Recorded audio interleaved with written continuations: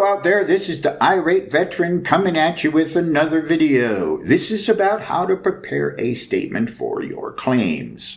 Follow my advice and you will write a winning statement. First, let me thank my sponsors, Greg Rada and Wes and Dunn. Let me read this little disclaimer. I am not recommending any specific lawyer or law firm to veterans. Veterans need to conduct their own due diligence before selecting a lawyer or law firm as their representatives. That being said, thank you, sponsors. My little disclaimer. The information presented on this video is not intended to be legal or medical advice. I am not a lawyer, medical professional, or claims agent. The information is per my personal knowledge and direct experience in directly advising thousands of veterans on their claims for disability compensation. I no longer provide any in-depth direct veteran-to-veteran advice on a veteran's specific claim situation. I will answer questions. Just give me a call or send me an email, per my opinion, but I will not review any evidence. Simply put, this video represents my personal opinion on how to best prepare a statement for your claim.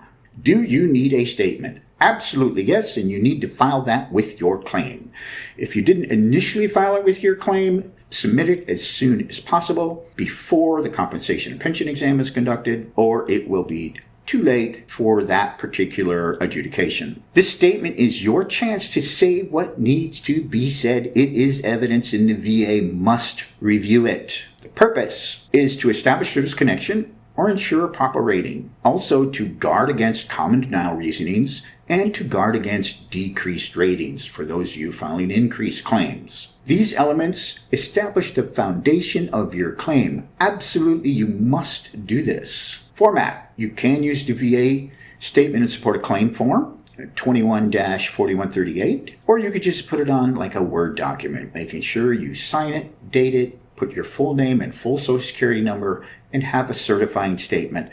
I certify that the statements on this document are true and correct to the best of my knowledge and belief. Typed is best. For direct service connection, I propose a layout of 7 sections, and we're going to go over those. Some of these sections are optional, as you can see here. Flareups is a really important part for joints, so make sure you get that in your statement. Secondary, it's a little different, 6 headings. Again, you don't need to discuss your service experience. And for increased claims, it's only 5 sections. There's 3 different ways to file a claim as far as direct, secondary, or increase, and the statements are just a little different each time. Length. As long as it needs to be to say what you need to say, right? A lot of people say, keep it to 1 page. Okay, if you can say what needs to be said on 1 page, great. Remember, the VA is required to read your statement. Even if it's 50 pages long, they're required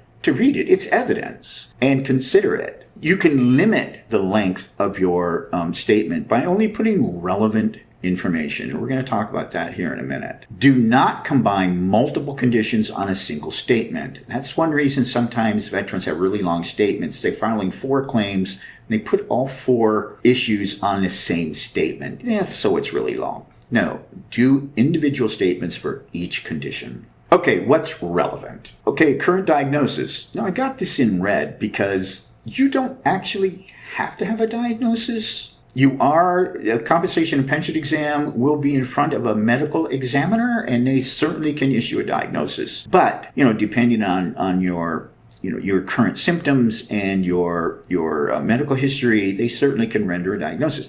Just typically, they won't. 90% of exams are done by contractors now, and they won't issue a diagnosis. So better get one before you file your claim. Service-related event, it's really important. How your current diagnosis is related to that service event, that's called the nexus.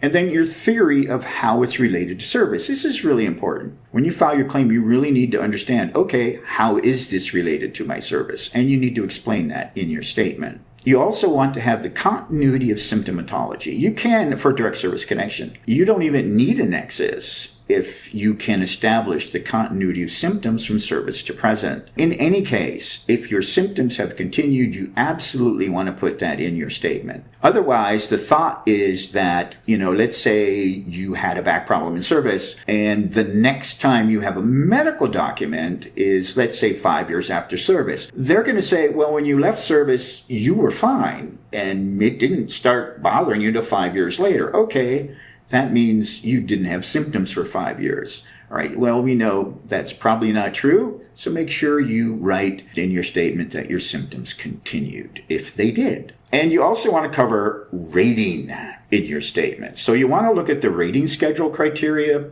you want to look at the disability benefit questionnaire, and you also want to make sure you put in a little statement, if you're filing an increase, to make sure that you're saying that your symptoms have gotten worse or they haven't improved, and that if you have functional issues, that they also haven't improved.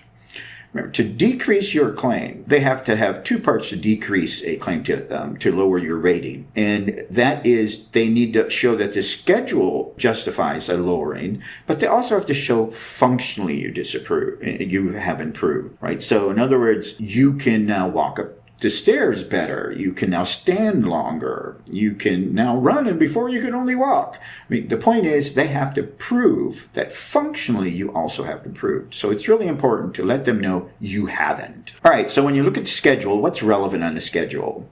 Right, so you need to look at exactly what you're filing for. Like here is the rating schedule for a migraine, and there is 4 possible ratings, 0, 10, 30, 50. And so your statement would need to talk about, what's relevant to get your rating, which is here you notice that they all say it has to be prostrating. Right. Well, so that needs to be part of your statement. It also talks about on average once a month, right? Or how often they happen. So how often needs to be in there. And at the 50% level, it says that they need to be prolonged attacks. So how long each attack lasts.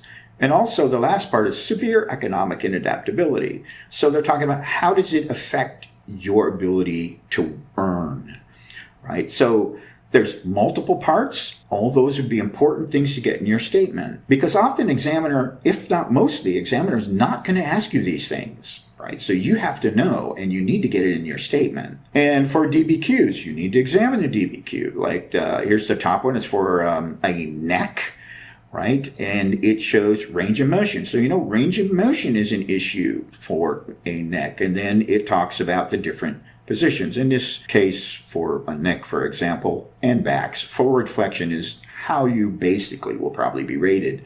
So you would need to really talk about that forward flexion in your statement. Again, watch some of my other videos on the neck and back or on the spine, and you will learn exactly what's the important parts. But the point is, look at the DBQ for all relevant issues. On all backs and necks, for example, there's a section that talks about radiculopathy, right? So that would be important to put in your statement. So when you examine a DBQ, look at the different sections, see which ones apply to you, and make sure you talk about that in your statement. All right, let's go through a little example here, right? For direct service connection heading in theory, it would look something like this.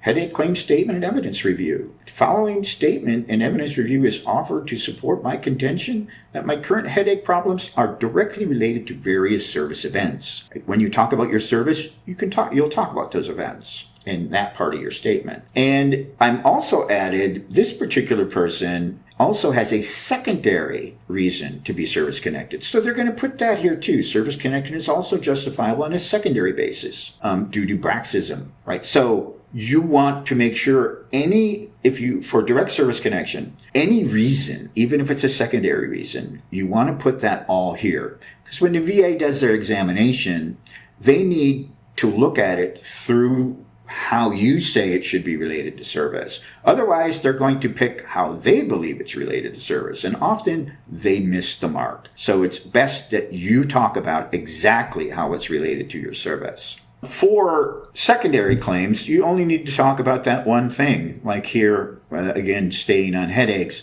justifiable on a secondary basis due to bruxism. That's easy. Just say what is secondary to. And for an increase heading, you're basically just going to talk about that it increased in severity, right? And you want to make it clear that there has not been an improvement in symptoms or function, right? That guards against any lowering, right? So if you haven't improved on your symptoms or function have not improved, they cannot lower you, right? So make sure you get that in your statement for increased claims. So for the service experience section, you're basically just going to talk about your service, but the most important thing about your service is if you have medical records that support your claim, you should talk about those medical records and mention them by date. You should be very familiar with your claim you're filing. So make sure if you have access to your service medical records, and if you don't, send for them.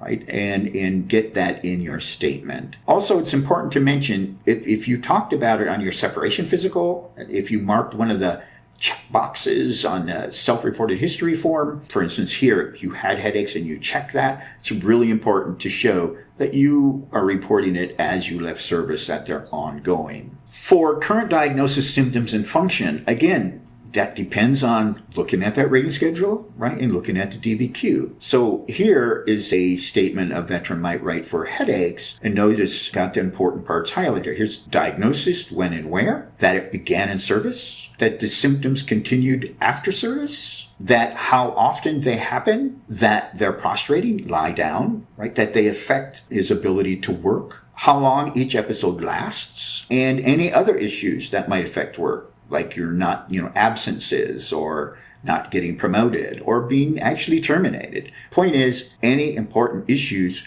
go in this section. But remember, the relevant issues are on that rating schedule and on the DBQ. If you stick to relevant things, there's a lot of things veterans put in your statements that just don't need to be in there, right?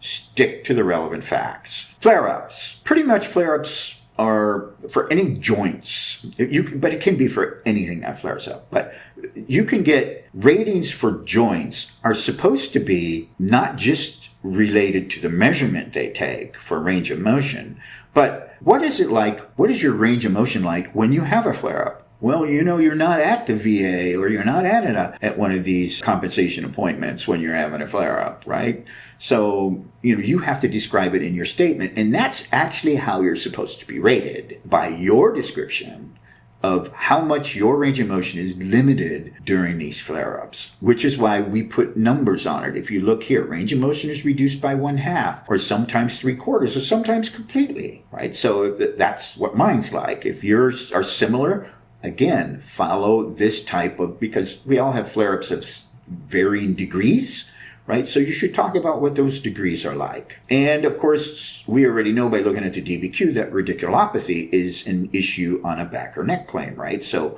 we're going to add that here, but again, we're going to put a number on it, right? Constant pain level of 3, but when it flares up, basically twice a month, that the pain level's at 8 to 10, right? So we're letting them know that sometimes it's nearly completely debilitating.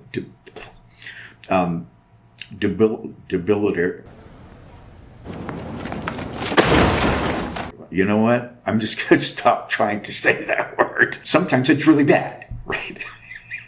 Debilitating. Diagnostics and assistive devices. Now, this is an optional section. Sometimes the VA misses these, right? So you might want to list it. Again, you should be very familiar with your claim, so you should know these things, right? So, but if you don't, again, it's an optional section. The VA is supposed to review your record and find these things. Hopefully they will. Published considerations.